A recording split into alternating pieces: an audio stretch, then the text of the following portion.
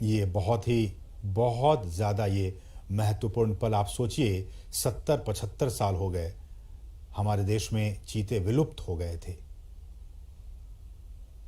और उस विलुप्ति के बाद कई सालों तक बहुत विचार विमर्श के बाद कि आखिरकार फिर से हमारे जंगलों में कैसे चीतों की वापसी हो सके। ये देखिए, ये वही चीते, अब हमारे नामीबिया के ये चीते अब कूनो नेशनल पार्क में पहुंच चुके हैं। ये आसपास के वातावरण को देख रहे हैं, महसूस कर रहे हैं, क्योंकि एक बहुत ही अलग इन्हें एहसास हो रहा होगा नामीबिया के जंगलों से। अब ये सीधे भारत के जंगलों में कूनो नेशनल पार्क में अब ये पहुंच चुके हैं। प्रधानमंत्री इस बहुत ही महत्वपूर्ण क्षण का लुत्फ उठाते हुए और उन तस्वीरों को अपने कैमरे में कैद करते हुए, साथ में आपने देखा मध्य प्रदेश के मुख्यमंत्री शिवराज सिंह चौहान भी मौजूद थे। कुल 8 चीतों को हिंदुस्तान लाया गया है। जैसा कि हमने बताया कि इनमें 5 मादा चीता हैं और 3 नर चीता हैं। इन 8 चीतों को आपने देखा, प्रधानमंत्री ने विशेष जो क्रेट्स थे उन क्रेट्स को खोल दिया गया और फिर वो सभी 8 चीते अब मुक्त हो चुके हैं। लेकिन ये अभी जंगलों में नहीं जाएंगे, ये एक बहुत ही खास एरिया बनाया गया है। उन्हीं खास एरिया में अभी ये 1 महीने तक रहेंगे और उसके बाद फिर इनकी लगातार मॉनिटरिंग की जा रही है। मॉनिटरिंग की जाएगी। आप देख सकते हैं इन चीतों के जो गर्दन है उस पर एक कॉलर जो जीपीएस टैग है वो लगा हुआ है, ताकि इनकी मॉनिटरिंग की जा सके। और मैं उसी पर लौट भी रहा था कि सभी चीतों के गर्दन पर उनके नाम या फिर कोड के हिसाब से सैटेलाइट या फिर जीपीएस वीएचएफ कॉलर्स लगा दिए गए हैं। और इसी नेशनल पार्क में जो हम आपको दिखा रहे हैं, ये कूनो राष्ट्रीय उद्यान, कूनो नेशनल पार्क, इसमें एक डेटा डाउनलोड फैसिलिटी सेंटर बनाई गई है। और इस इक्विपमेंट को, रेडियो टेलीमेट्री इक्विपमेंट को खरीदने और फैसिलिटी बनाने की सारी प्रक्रिया 4 से 6 महीने में पूरी कर ली जाती है। और ये जो आप देख रहे हैं इनके गर्दन में, इनको वहीं पे इन चीतों को लाने से पहले ही इनको नामीबिया पहुंचा दिया गया था और फिर इन्हें ये तमाम जो कॉलर हैं आरएफ ये कॉलर, इनको लगाकर ही इन्हें लाया गया है। रेडियो कॉलर है इन्हें, और इनकी ताकि इनकी जो ट्रैकिंग है, इनकी निगरानी वो हो सके रेडियो कॉलर के ज़रिए। और फिर इन्हें हम जैसे कि बता रहे हैं कि इनको आइसोलेशन में रखा जाएगा और फिर इन्हें जंगलों में मुक्त किया जाएगा। तो ये कुछ अहम बातें हमने आपको बताई कि किस तरह से वहाँ पे इन्हें पकड़ा गया और फिर उनके बाद उनको जो तमाम रूल्स एंड रेगुलेशंस हैं उनके ज़रिए इन 8 चीतों को भारत लाया गया है। 70 साल पहले हमारे देश में बहुत सारे चीते हुआ करते थे, लेकिन किन्हीं न किन्हीं वजहों से वो सारे विलुप्त होते चले गए। कुछ अवैध शिकारियों के शिकार बन गए। एक भी हमारे देश में चीता नहीं बचा। लेकिन सरकार लगातार कई सालों से प्रयास कर रही थी कि हम जो हैं वो इन चीतों को वापस से एक बार फिर से लाएं, चूँकि पारिस्थितिकी तंत्र भारत का भी बहुत बेहतर है। और जैसे कि हमने कहा कि नामीबिया के जो वैज्ञानिक थे वो महीनों तक यहाँ पे आते रहे, जाते रहे, और यहाँ का जो भूवैज्ञानिक स्थिति है, यहाँ की जो जलवायु है, उनका उन्होंने अध्ययन किया। और अध्ययन करने के बाद ही वो इस नतीजे पर पहुंचे कि इन तमाम चीतों को मध्य प्रदेश में जो कूनो नेशनल पार्क है, वहाँ की जो स्थिति है, परिस्थिति है, जलवायु है, उसके हिसाब से छोड़ना ज़्यादा उचित होगा। तो उसके बाद ही ये फैसला लिया गया। और हमने आपको बताया कि इन तमाम चीतों के गर्दन में रेडियो कॉलर लगे हुए हैं ताकि इनकी मॉनिटरिंग की जा सके। और विशेष हमने बताया कि आपको चिनूक हेलीकॉप्टर के ज़रिए इनको यहाँ पे लाया गया। और प्रधानमंत्री मोदी आप देख सकते हैं इनको विशेष जो क्रेट्स थे उनको खोलकर, और प्रधानमंत्री ने इनको खुद वहाँ मुक्त किया। वो वहाँ पे अब विचरण कर रहे हैं। जो चीता प्रोजेक्ट है, अगर मैं इसकी बात करूं, ये भी बहुत महत्वपूर्ण है आपके लिए जानना कि किस तरह से भारत में चीतों को एक बार फिर से बसाने की यहाँ पे कार्य योजना बनाई गई। और इस योजना के तहत 5 साल में देश के कई नेशनल पार्क में ऐसी उम्मीद की जा रही है, जो हमारे वैज्ञानिक हैं, जीव वैज्ञानिक हैं, उनकी तरफ से ये कहा जा रहा है कि अगर ये ट्रांसलोकेशन और यहाँ पे ये सारी चीज़ें सही अनुमान के मुताबिक प्लानिंग के हिसाब से सब कुछ ठीक रहा तो आने वाले 5 से 10 साल में इनके ज़रिए और भी जो बच्चे होंगे उनको ऐसे उम्मीद की जा रही है कि 40 से 50 चीते पैदा होंगे और फिर उनको देश के अलग अलग नेशनल पार्क में फिर उन्हें बसाया जाएगा। बहुत ही महत्वपूर्ण, अभी तो सिर्फ ये 8 चीते कूनो नेशनल पार्क में आए हैं, लेकिन इन के बाद इनकी जब आबादी बढ़ेगी, ऐसी उम्मीद की जा रही है कि 40 से 50 के तादाद में इनकी आबादी होगी आने वाले 5 सालों में। तो उसके बाद इनको फिर देश के अलग अलग नेशनल पार्क में फिर इन चीतों को बसाने का काम किया जाएगा। और इस कार्य योजना के जरिए जैसा कि हम कह रहे हैं कि भारत एक बार फिर दुनिया के सबसे तेज रफ्तार वाले जानवर चीता का घर अब बनने जा रहा है और भारत सरकार ने चीतों को फिर से देश के जंगलों में लाने का काम किया है, बहुत ही महत्वपूर्ण काम किया है। और प्रधानमंत्री जैसा कि आप देख सकते हैं कितने उत्साहित हैं, खुद कैमरे के जरिए उन तस्वीरों को कैद करने की कोशिश कर रहे हैं। प्रधानमंत्री खुद भी चीतों को देश में लाने और इसे बसाने में निजी, बिल्कुल पर्सनल लेवल पे निजी रुचि दिखा रहे थे और उसी का नतीजा है कि आज ये 8 चीते अब हिंदुस्तान की सरजमी पर पहुंच चुके हैं। ये हम आपको बताएं, चीता आपने भी देखा होगा तमाम टेलीविजनों के जरिए, नेशनल ज्योग्राफिक पे, एनिमल प्लैनेट चैनल पे, कि किस तरह से ये जंगलों में रहता है और ये एक मांसाहारी जानवर होता है। भारत से इसका लगभग 70-75 साल पहले खात्मा हो गया था और कहा जाता है कि अवैध शिकार जो रहा वो एक बहुत अहम वजह रहा इनके एक्सटिंक्ट होने के, इनके विलुप्त होने के। ज़्यादा शिकार, और ये भी कहा जाता है कि जो चीतों का जो नेचुरल हैबिटेट था उनको भी काफ़ी नुकसान पहुंचा था, इसलिए धीरे धीरे विलुप्त हो गए। बहरहाल देश में चीतों को फिर से लाया गया है और हमारे जो जंगल हैं उनका जो इकोसिस्टम है, उनका जो पारिस्थितिकी तंत्र है, ये अब उनके लिए वरदान साबित हो सकता है। जैसा कि हम सभी जानते हैं कि ये जो जानवर है, ये जो चीता है, वो खुले मैदानों में रहते हैं। उनका आवास मुख्य रूप से वहीं होता है जहां उनके लिए शिकार अच्छी खासी तादाद में मौजूद होते हैं। घास के मैदान हो, झाड़ियां हो, खुले जंगल हो, अर्ध शुष्क वातावरण और थोड़ा सा ज़्यादा तापमान उनके लिए सही होता है। तो थोड़ा ज़्यादा तापमान हो, हम जानते हैं कि मध्य प्रदेश का ये इलाका ज़्यादा तापमान इनका रहता है यहाँ पे 12 महीने, इसलिए भी हमारे जो वैज्ञानिक हैं उन्होंने कहा कि ये काफ़ी उचित होगा यहाँ पे इन्हें रखना। घास के मैदान हैं, झाड़ियाँ हैं, खुले जंगल हैं, ये तमाम चीज़ें इनके अनुकूल है इनको यहाँ पे रखने के लिए, इसलिए यहाँ पे इन्हें लाया गया। चीतों को बचाने के लिए उनके शिकार करने के आधार, उनको हमें बचाने की ज़रूरत है। उनके शिकार के आधार करने के आधार को हमें बचाना होगा, जिसमें कुछ खतरे में पड़ी प्रजातियां भी शामिल हैं, बल्कि घास के मैदानों की जो दूसरी अन्य लुप्त प्राय प्रजातियां हैं और खुले वनों का जो इकोसिस्टम है, जो पारिस्थितिकी तंत्र है, उन्हें भी हमें बचाना होगा। जिस बेस पे हम वही कह रहे हैं कि जिस बेस पे, जिस आधार पे ये तमाम चीते यहाँ जिंदा रहेंगे, यहाँ रहेंगे, उस बेस को भी, उस आधार को भी हमें बचा कर रखना होगा, तभी तो ये उस इकोसिस्टम में आराम से रह पाएंगे। इसलिए भी हम बार बार ये कह रहे हैं और सरकार भी कह रही है कि उस सिस्टम को, उस बेस को हमें बचा कर रखना होगा। चीतों को वापस लाने से देश में खुले जो जंगल हैं उनको बचाने के काम को भी अब काफ़ी मजबूती मिलेगी। और ये भी देखा गया कि बड़े जो मांसाहारी जानवरों में मानव जो इंटरेस्ट है, ह्यूमन इंटरेस्ट, मानव हितों के साथ संघर्ष चीतों में सबसे कम पाया जाता है। दूसरे जो ऐसे वाइल्ड एनिमल्स होते हैं उनके साथ मैन एनिमल कॉन्फ्लिक्ट होते रहते हैं, अक्सर होते रहते हैं, लेकिन चीतों के साथ ऐसा नहीं है। चीतों के साथ जो मैन एनिमल कॉन्फ्लिक्ट है वो बाकी जो ऐसे एनिमल्स हैं, वाइल्ड एनिमल्स हैं, उनके मुकाबले काफ़ी कम ऑब्जर्व किया गया है, काफ़ी कम देखा गया है। वो सामान्यतया मनुष्यों के लिए खतरा नहीं होते हैं और जो बड़े पशु हैं उन पर भी वो सामान्यतया हमला नहीं करते हैं। और wild life trust of India ने इसकी शुरुआत की थी कि किस तरह से इसको लाया जाए, और दुनिया भर के विशेषज्ञों, पर्यावरण, वन और जलवायु परिवर्तन मंत्रालय सहित भारत सरकार के कई अधिकारियों, राज्य सरकार के अधिकारियों ने इसके लिए कई दौर की बैठकें की।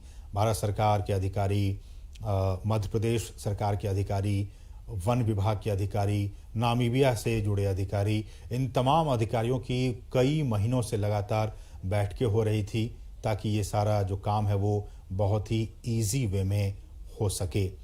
और इसके लिए जो साइट सर्वे का काम है उसका फैसला लिया गया था। और हालांकि इसके बाद ये भी खबरें आई कि वैसे राज्यों में इन्हें छोड़ा जाए जहां की पहले से चीता पाए जाते थे और उन्हें ही प्रायोरिटी बेसिस पर उन राज्यों को सिलेक्ट किया जाए। तो उसके बाद नाम आया, गुजरात का नाम आया, राजस्थान का नाम आया, छत्तीसगढ़ का नाम आया, मध्य प्रदेश का नाम आया कि ये ऐसे राज्य हैं जहां की आज से 70 साल पहले चीता पाए जाते थे।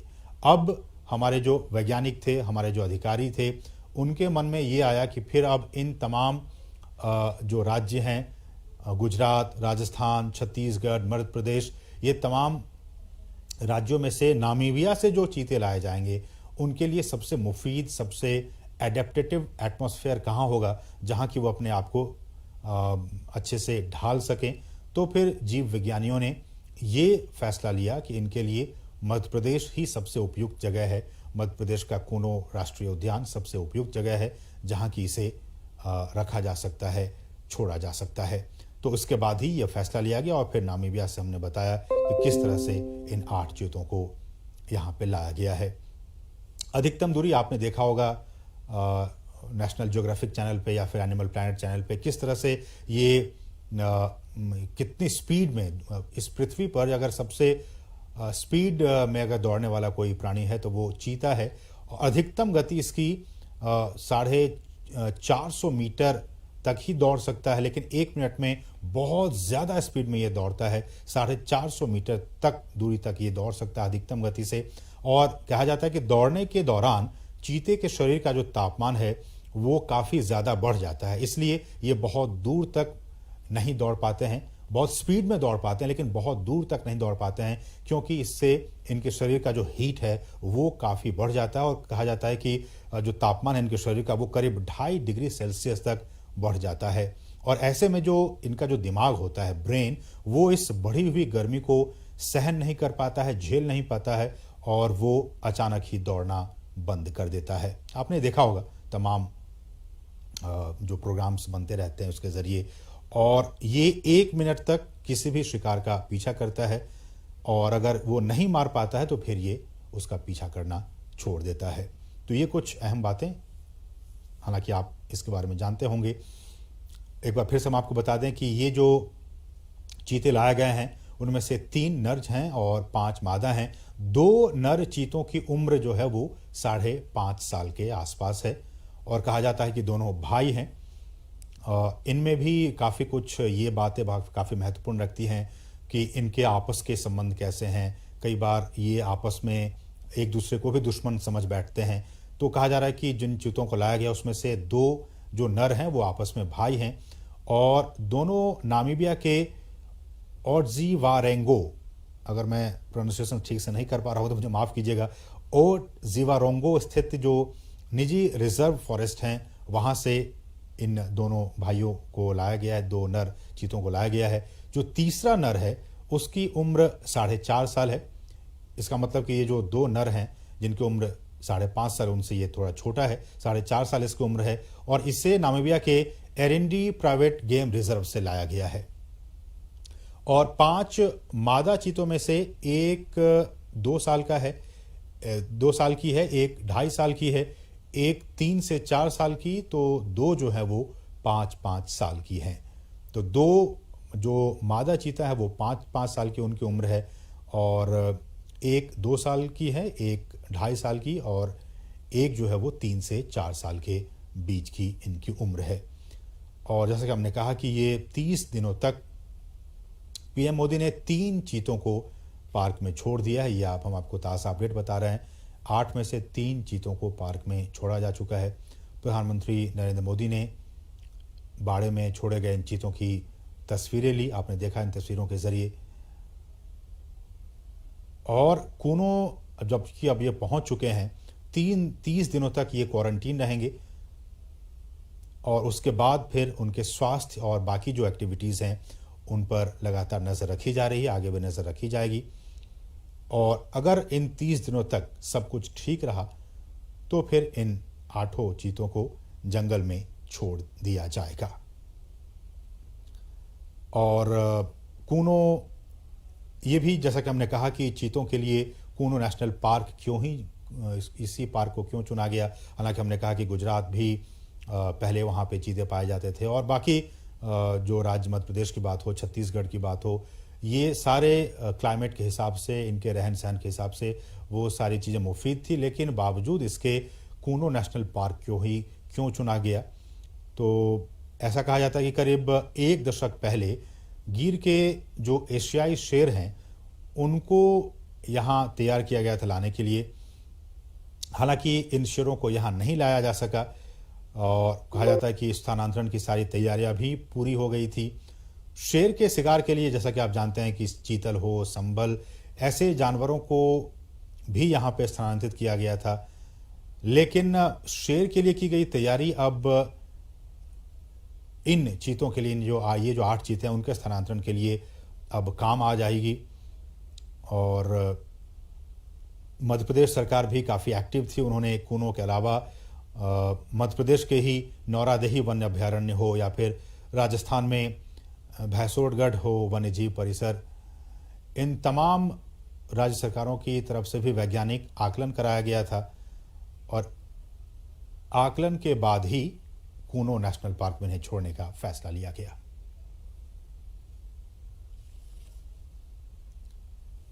और भारत में 7 दशक के बाद चीतों की वापसी के ऐतिहासिक अवसर पर आइए सुनते हैं प्रधानमंत्री का ये बहुत ही खास संदेश। नमस्कार मेरे प्यारे देशवासियों,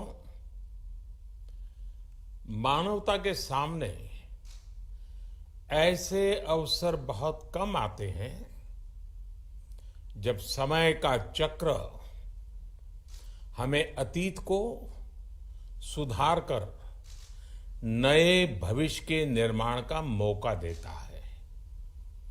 आज सौभाग्य से हमारे सामने एक ऐसा ही क्षण है। दशकों पहले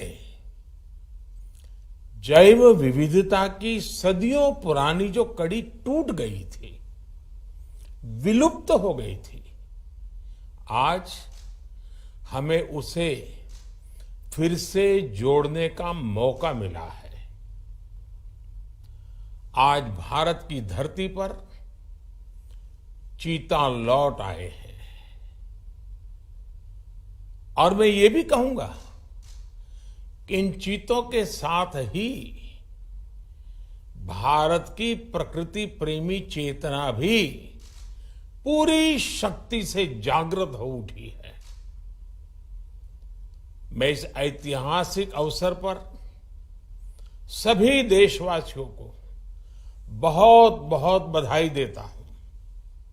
विशेष रूप से मैं हमारे मित्र देश नामीबिया और वहां की सरकार का भी धन्यवाद करता हूं, जिनके सहयोग से दशकों बाद चीते भारत की धरती पर वापस लौटे हैं। मुझे विश्वास है ये चीते न केवल प्रकृति के प्रति हमारी जिम्मेदारियों का बोध कराएंगे, बल्कि हमारे मानवीय मूल्यों और परंपराओं से भी अवगत कराएंगे। साथियों, जब हम अपनी जड़ों से दूर होते हैं तो बहुत कुछ खो बैठते हैं। इसलिए ही आजादी के इस अमृत काल में हमने अपनी विरासत पर गर्व और गुलामी की मानसिकता से मुक्ति जैसे पंच प्राणों के महत्व को दोहराया है। पिछली सदियों में हमने वो समय भी देखा है जब प्रकृति के दोहन को शक्ति प्रदर्शन और आधुनिकता का प्रतीक मान लिया गया था। 1947 में जब देश में केवल आखिरी 3 चीते बचे थे तो उनका भी साल के जंगलों में निष्ठुरता व गैर जिम्मेदारी से शिकार कर लिया गया। ये दुर्भाग्य रहा कि हमने 1952 में चीतों को देश से विलुप्त तो घोषित कर दिया, लेकिन उनके पुनर्वास के लिए दशकों तक कोई सार्थक प्रयास नहीं हुआ। आज आजादी के अमृतकाल में अब देश नई ऊर्जा के साथ चीतों के पुनर्वास के लिए जुट गया है। अमृत में तो वो सामर्थ्य होता है जो मृत को भी पुनर्जीवित कर देता है। मुझे खुशी है कि आजादी के अमृत काल में कर्तव्य और विश्वास का ये अमृत हमारी विरासत को, हमारी धरोहरों को और अब चीतों को भी भारत की धरती पर पुनर्जीवित कर रहा है। इसके पीछे हमारी वर्षों की मेहनत है। एक ऐसा कार्य राजनीतिक दृष्टि से जिसे कोई महत्व नहीं देता, उसके पीछे भी हमने भरपूर ऊर्जा लगाई। इसके पीछे एक विस्तृत चीता एक्शन प्लान तैयार किया गया। हमारे वैज्ञानिकों ने लंबी रिसर्च की, साउथ अफ्रीकन और नामीबियाई एक्सपर्ट के साथ मिलकर काम किया। हमारी टीम्स वहां गई, वहां के एक्सपर्ट भी भारत आए। पूरे देश में चीतों के लिए सबसे उपयुक्त क्षेत्र के लिए वैज्ञानिक सर्वे किए गए और तब कूनो नेशनल पार्क को इस शुभ शुरुआत के लिए चुना गया। और आज हमारी वो मेहनत परिणाम के रूप में हमारे सामने है। साथियों, ये बात सही है कि जब प्रकृति और पर्यावरण का संरक्षण होता है तो हमारा भविष्य भी सुरक्षित होता है, विकास और समृद्धि के रास्ते भी खुलते हैं।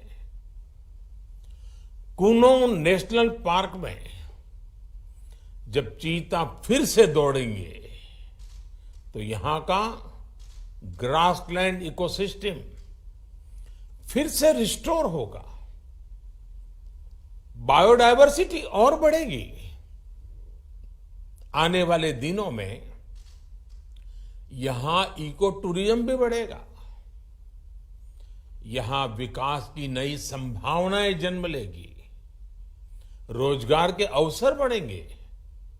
लेकिन साथियों, मैं आज आपसे सभी देशवासियों से एक आग्रह भी करना चाहता हूं। कूनो नेशनल पार्क में छोड़े गए चीतों को देखने के लिए देशवासियों को कुछ महीने का धैर्य दिखाना होगा, इंतजार करना होगा, सहयोग करना होगा। आज ये चीते मेहमान बनकर आए हैं, इस क्षेत्र से अनजान है। कूनो नेशनल पार्क को ये चीते अपना घर बना पाए, इसके लिए हमें इन चीतों को भी कुछ महीने का समय देना होगा। अंतर्राष्ट्रीय गाइडलाइंस पर चलते हुए भारत इन चीतों को बसाने की पूरी कोशिश कर रहा है। हमें अपने प्रयासों को विफल नहीं होने देना है।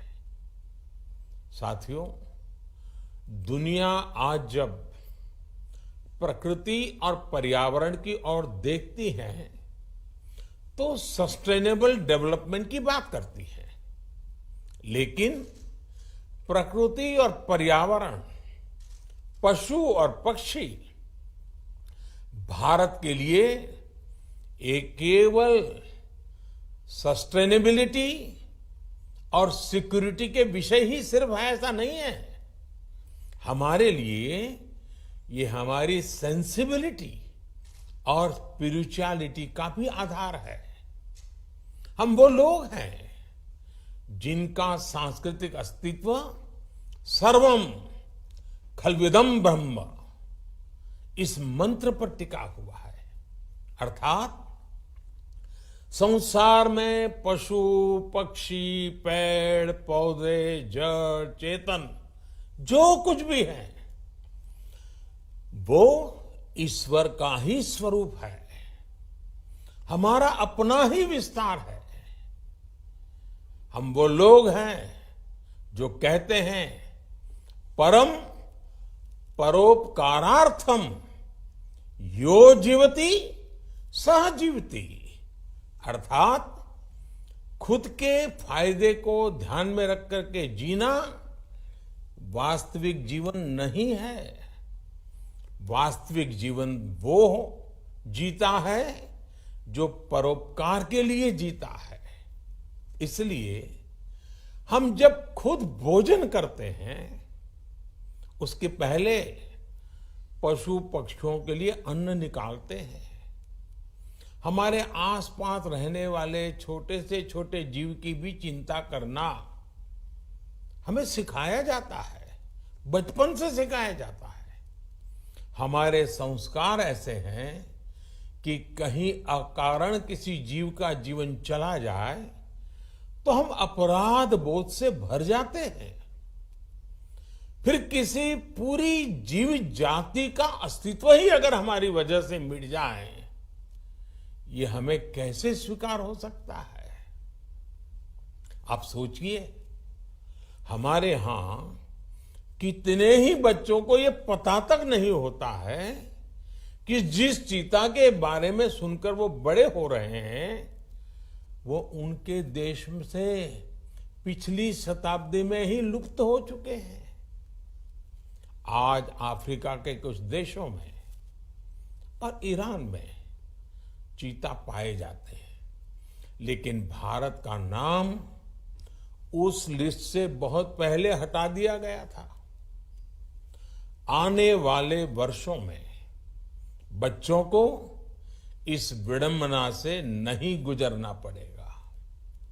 मुझे विश्वास है वो चीता को अपने ही देश में कूनो नेशनल पार्क में दौड़ता देख पाएंगे। चीता के जरिए आज हमारे जंगल और जीवन उसका एक बड़ा शून्य भर रहा है। साथियों, आज 21वीं सदी का भारत पूरी दुनिया को संदेश दे रहा है कि इकोनॉमी और इकोलॉजी कोई विरोधाभासी क्षेत्र नहीं है। पर्यावरण की रक्षा के साथ ही देश की प्रगति भी हो सकती है। ये भारत ने दुनिया को करके दिखाया है।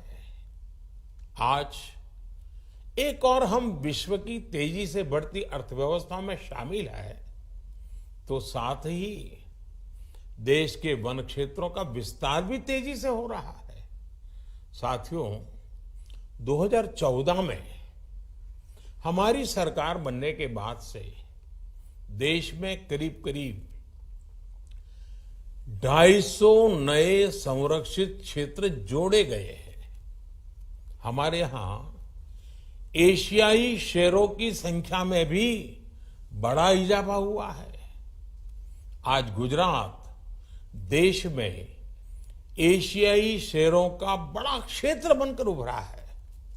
इसके पीछे दशकों की मेहनत, रिसर्च बेस्ड पॉलिसीज और जन भागीदारी की बड़ी भूमिका है। मुझे याद है, हमने गुजरात में एक संकल्प लिया था। हम जंगली जीवों के लिए सम्मान बढ़ाएंगे और संघर्ष घटाएंगे। आज उस सोच का प्रभाव परिणाम के रूप में हमारे सामने है। देश में भी टाइगर्स की संख्या को दोगुना करने का जो लक्ष्य तय किया गया था, हमने उसे समय से पहले हासिल किया है। असम में एक समय एक सींग वाले गैंडों का अस्तित्व खतरे में पड़ने लगा था, लेकिन आज उनकी भी संख्या में वृद्धि हुई है। हाथियों की संख्या भी पिछले वर्षों में बढ़कर 30,000 से ज्यादा हो गई है।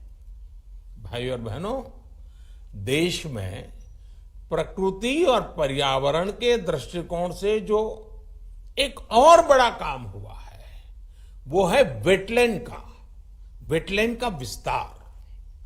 भारत ही नहीं, पूरी दुनिया में करोड़ों लोगों का जीवन और उनकी जरूरतें वेटलैंड इकोलॉजी पर निर्भर करती हैं।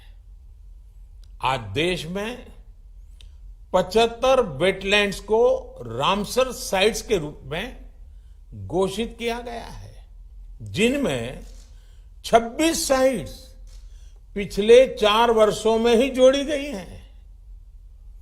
देश के इन प्रयासों का प्रभाव आने वाली सदियों तक दिखेगा और प्रगति के नए पथ प्रशस्त करेगा। साथियों, आज हमें वैश्विक समस्याओं को, समाधानों को और यहां तक कि अपने जीवन को भी होलिस्टिक वे में देखने की जरूरत है। इसलिए आज भारत ने विश्व के लिए लाइफ, LIFE, लाइफ यानी लाइफस्टाइल फॉर द एनवायरमेंट जैसा जीवन मंत्र दिया है। आज इंटरनेशनल सोलर अलायंस जैसे प्रयासों के द्वारा भारत दुनिया को एक मंच दे रहा है, एक दृष्टि दे रहा है। इन प्रयासों की सफलता दुनिया की दिशा और भविष्य तय करेगी। इसलिए आज समय है कि हम ग्लोबल चुनौतियों को दुनिया की नहीं, अपनी व्यक्तिगत चुनौती भी माने।